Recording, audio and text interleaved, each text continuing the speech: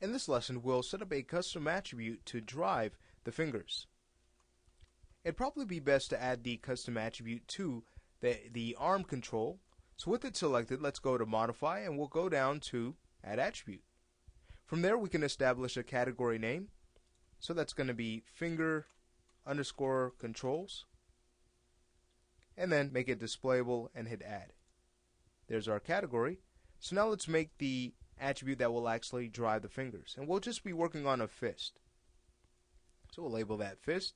We'll give it a min and max. The min we can set as 0, the max as 1, and the default also as 0, and hit OK. So now that that has been done, we're ready now to make sure that our fingers will follow this attribute. And we could actually use our set-driven key tool for that. So with our wrist control selected, or arm control, we'll go up to Animate. We'll hold Control Shift and then go to Set Driven Key and just select Set. So we can add this to our shelf in case we ever need this again, and just select this option. Alrighty, now we know that our fist attribute is actually going to drive the fingers, therefore it should be loaded onto our driver section. So we'll select Load Driver with it selected. Now the driven, of course, that's going to be the fingers, and we'll start by rotating our fingers from the index all the way to the pinky, and then we'll do the thumb last. So we can select each of our bones here, excluding the very end bone. Okay, just the first 3 bones in these chains. We'll load them up on the driven side, select their objects, and select the rotation Z, because that's what we're going to want to use to drive the fingers. Okay, so now that that has been done, we'll now select our fist. And if we were to go to the control object, which we can do from the set-driven key window, we can just select our arm control. We want to first establish our default position and set a driven key for this. Okay, not an actual key. What's actually happening is we're setting up a value to value relationship, not time at all. It has nothing to do with our timeline, just value. So we'll set our default key first, and we'll press key with both of these selected, rotate Z and fist. Now, with fist still selected, we want to make sure we switch this to its max value. So that way we can tell Maya what objects or how much we want to move our objects to match up to this value for our fist. So once we have put in a value of 1, we're ready to go back to the rest of our fingers here and just curl them back. So we can go to our rotate tool once we've selected them in our set-driven key window, go to our rotate Z, and just simply bring them back. Now I usually like to bring the fingers back so that the end bones are inside the character's geometry. So if you like, you can switch to a reference mode, and once that's done, you can see exactly what's happening here. And I think that's going to work just fine for us. And if you like for your values to match mine, we could always bring this to a value of, let's say, -71, just rounding that off. Okay, so now we're ready to press key again to establish that key.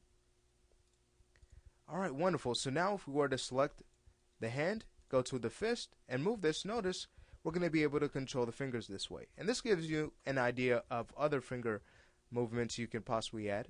Another tool that works very nicely is the connection editor, which we also discuss in other character setup training.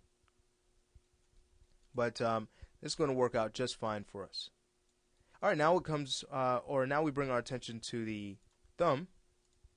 So we'll go ahead and select our thumb bones, load that as the driven, select all of our bones here, and we can select all of their rotation, making sure that the fist is back to a value of 0, so make sure of that. If not, just type in 0.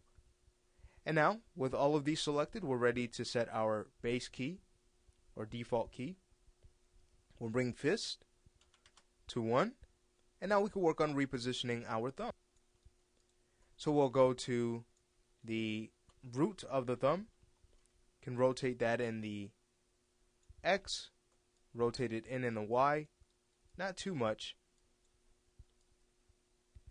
And if we ever need to reposition this, if we're getting too much interpenetrating with our geometry, we could always go back to the set-driven key and change that. But this actually should be fine. So now we could go to the midpoint of the thumb, bring that in just slightly, and then really curl in the end bone here, just in the Y. And now that all of this has been done, we can select our bones and establish another key for the max. So if we were to go back to the fist and move this, now we have our fingers curling in. Excellent.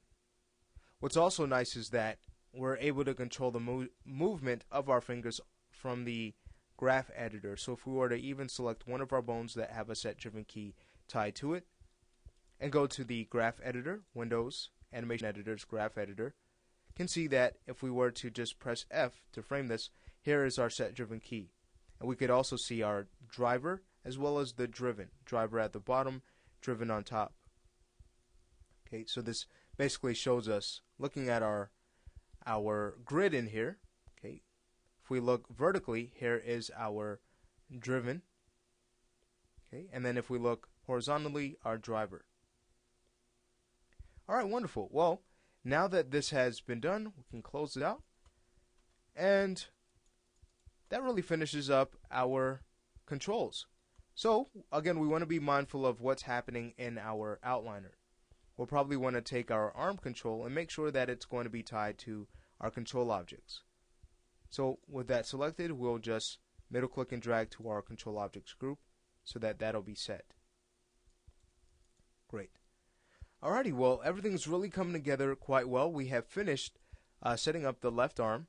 So that brings our attention to the right arm, and we're just about done with the actual rig itself before we get into enveloping. We just have a few more things we have left. So again, that finishes this lesson, and in the next lesson we'll bring our attention to the right arm.